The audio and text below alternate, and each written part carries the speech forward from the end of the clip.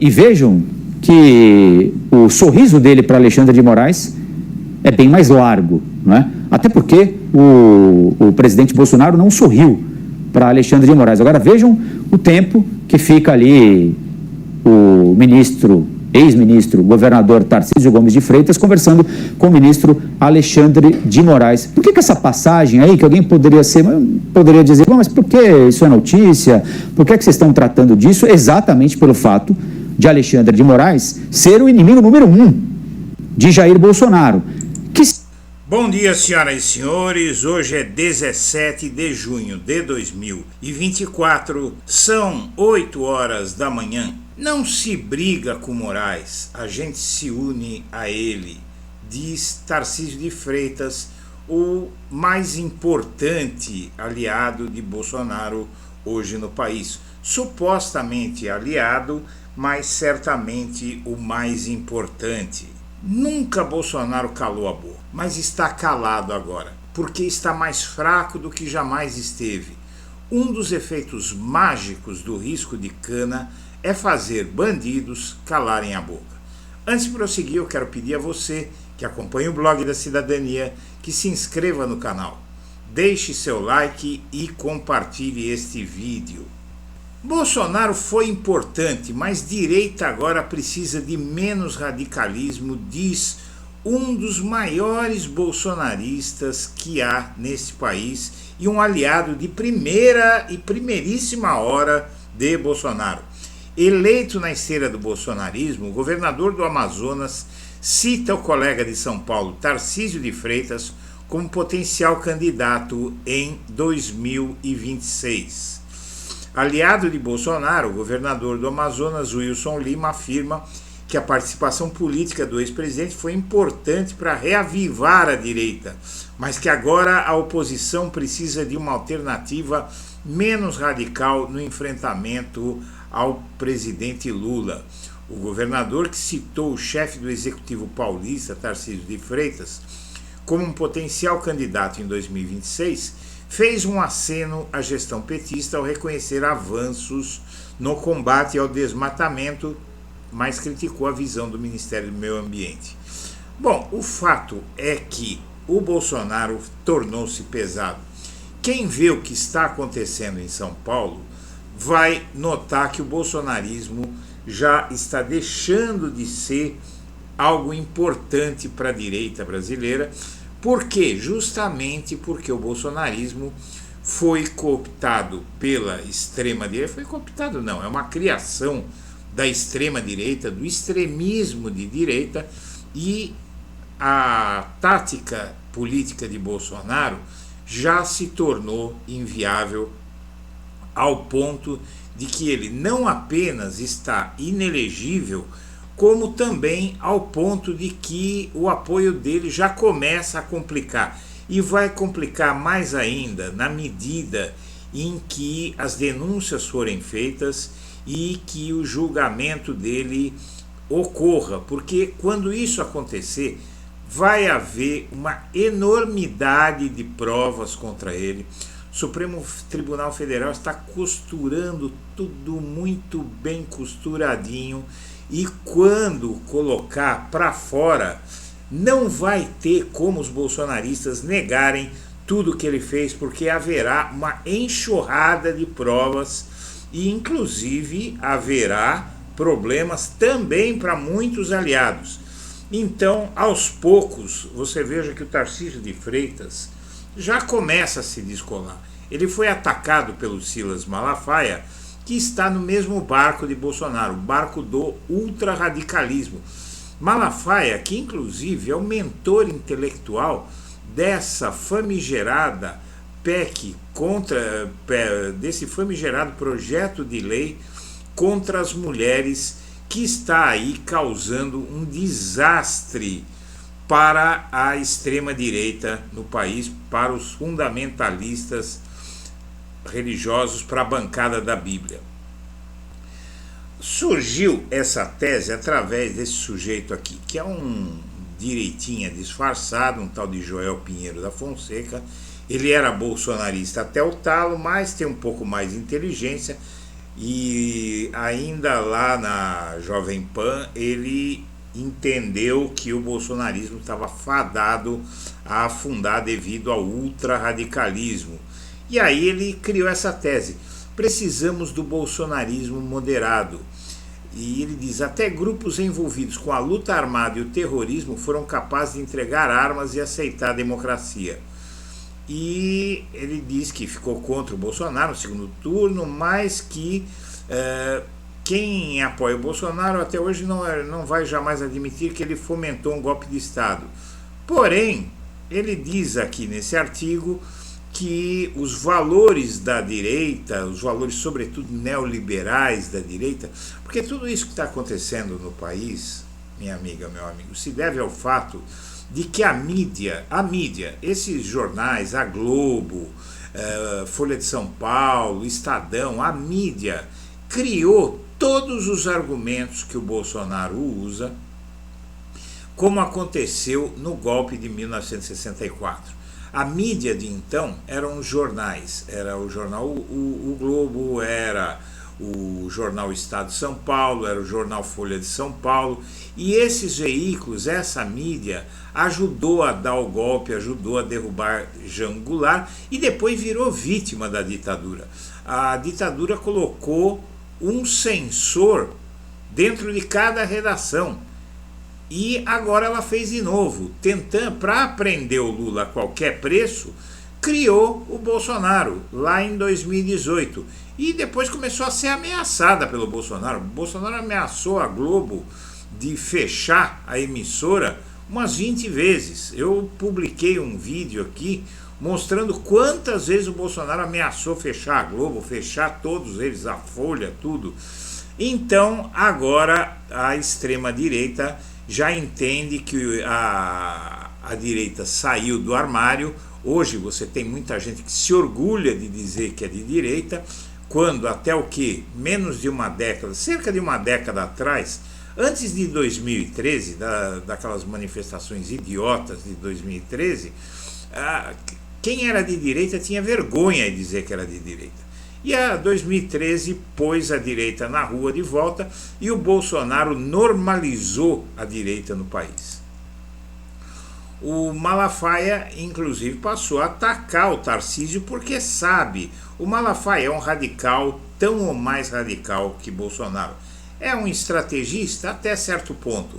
Ele depende de um clima de guerra contra a esquerda, mas os excessos dele também já preocupam, e ao ponto de que ele foi atacar o governador de São Paulo, que hoje é a maior força de direita no país, porque ele é muito bem avaliado no estado mais rico da federação. Ele só não tem um grande, enorme apoio em São Paulo, mas tem um apoio forte também, quase tão forte ou tão forte quanto o do Lula na capital paulista. Então realmente o Malafaia, ele começa a passar recibo de que ele e Bolsonaro estão para ser aposentados.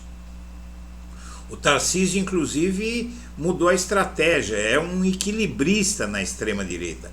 O governador de São Paulo tenta apresentar uma imagem moderada para agradar o eleitorado de centro, mas não decepciona o público bolsonarista. Então ele dá aquelas declarações agressivas, tal, da extrema-direita, mas depois volta atrás, né? Ele usa a tática do morde e assopra.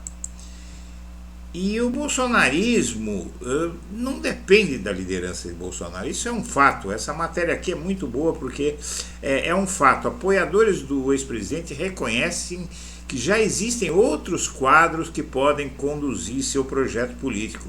O Bolsonaro é algo em extinção, o bolsonarismo é algo em extinção. Por quê? Porque ele depende de mentiras, ele depende de truculência, e nenhuma nação pode viver permanentemente assim. E também o fato é que o bolsonarismo invariavelmente resvala na ilegalidade, comete vários tipos de crimes, inclusive crimes contra a democracia, agressões, gera violência na sociedade. Então a direita agora quer pacificar o país, mas mostrando-se como a grande salvadora da pátria. Veja que um dos exemplos de como o Bolsonaro está afundando é o fato de o ministro, a maior aposta dele no STF, o ministro André Mendonça do STF, o terrivelmente evangélico, já votou contra o habeas corpus de Bolsonaro há pouco tempo, e agora ele vota para manter preso, condenado pelo 8 de janeiro. Ele tem tomado várias medidas que basicamente mostram para o Bolsonaro que ele está no sol, ele está ao relento. Quando ocorreu o julgamento dele, já muitos apostam que o STF vai condenar o Bolsonaro por unanimidade. E isso vai acabar com o Bolsonaro. Se os dois ministros que ele indicou para o STF votarem pela condenação dele, o Bolsonaro aí está acabado de vez. Tirar o Bolsonaro do cenário político é muito importante pelo radicalismo dele. Aí vai restar enfrentar a extrema-direita. E o caminho para enfrentar a extrema-direita está nos movimentos coordenados pelas mulheres que encurralaram a extrema-direita. No fim de semana, as mulheres saíram pelas ruas do país mostrando que é preciso criar um movimento de esquerda como esse, só que elas estão usando um tema central. E é isso que a esquerda precisa aprender. Uma manifestação tem que ter um tema, tem que ter um mote, tem que ter algo muito forte que a mova.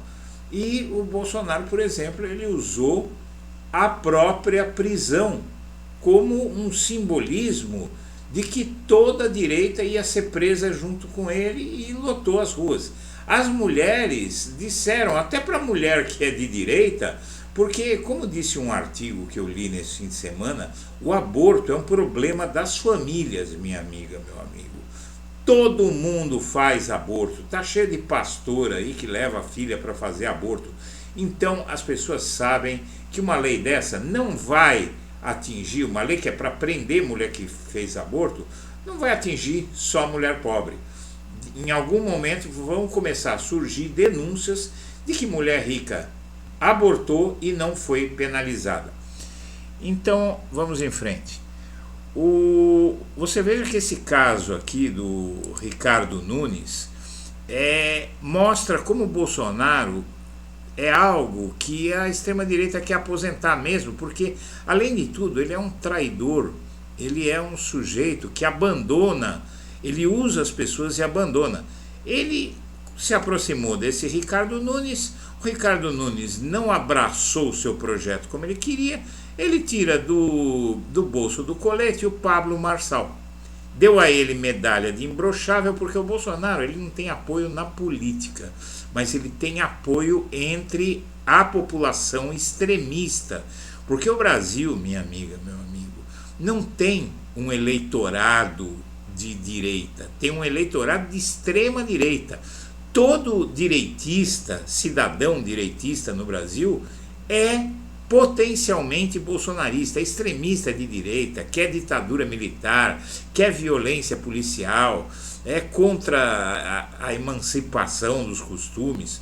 Então aí o que se precisa é tentar, o que a direita quer é tentar tirar essa população desse extremismo, porque acaba dando problema inclusive com a justiça. Enquanto isso, a vergonha alheia que provoca a exploração da fé aí aparece nessa reportagem.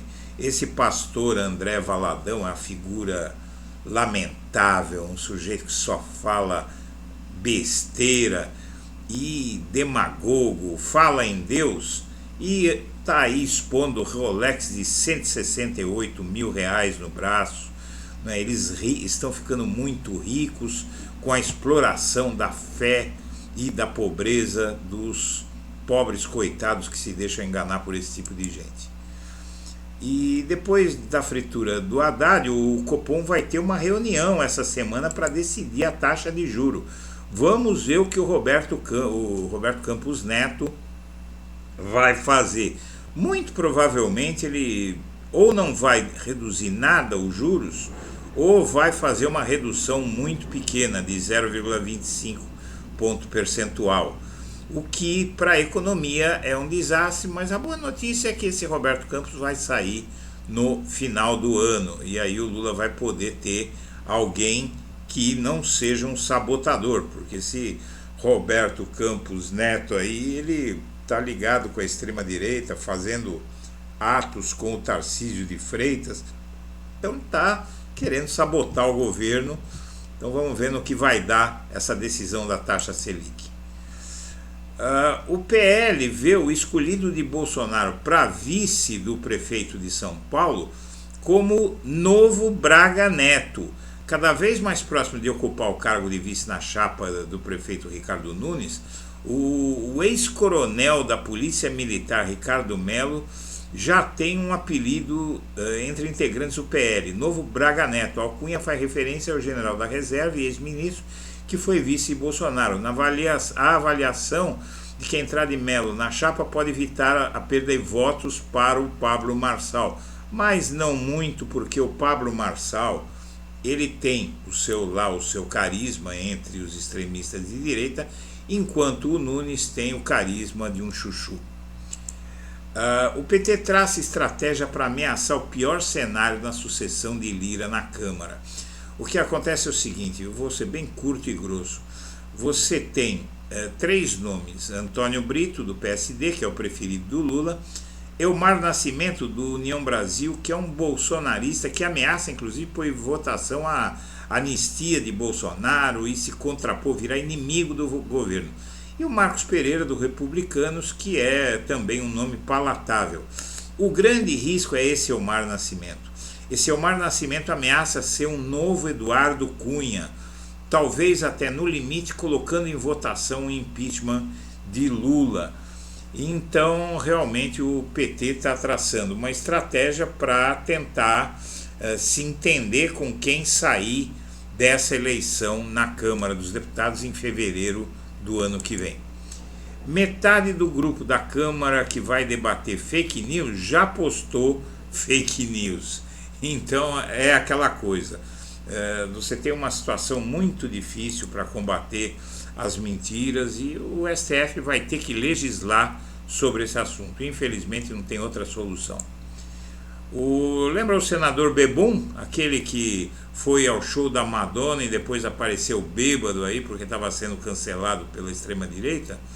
Bom, agora ele que atacava o Barroso, atacava o judiciário, está bajulando o judiciário porque ele pode ser cassado, né? E quase metade dos brasileiros evita notícias, indica relatório da agência Reuters, a americana Reuters, a maior agência de notícias do mundo. E isso é uma péssima notícia. Aqui no Brasil a situação está pior. Em média, no mundo, 39% das pessoas não querem se informar porque faz mal para a cabeça, porque as notícias são ruins. No Brasil é pior, 47%. E do ano passado para cá, subiu de 40 para 47 a quantidade de pessoas que não querem mais se informar porque não gostam das notícias. Então, essas pessoas culpam a janela pela paisagem. E você, que acompanha o blog da Cidadania, eu lhe digo, a pior coisa que uma sociedade pode fazer é se refugiar vamos dizer, no negacionismo da realidade, não é? Então as pessoas não querem saber de notícia porque as notícias não as agradam, e quem não sabe de notícia não sabe para onde o mundo está indo. A pior coisa que pode acontecer para uma pessoa é ela ser desinformada. No mundo de hoje, as pessoas desinformadas perdem todo tipo de oportunidade, deixam de evitar riscos, deixam de tomar decisões acertadas e emburrecem.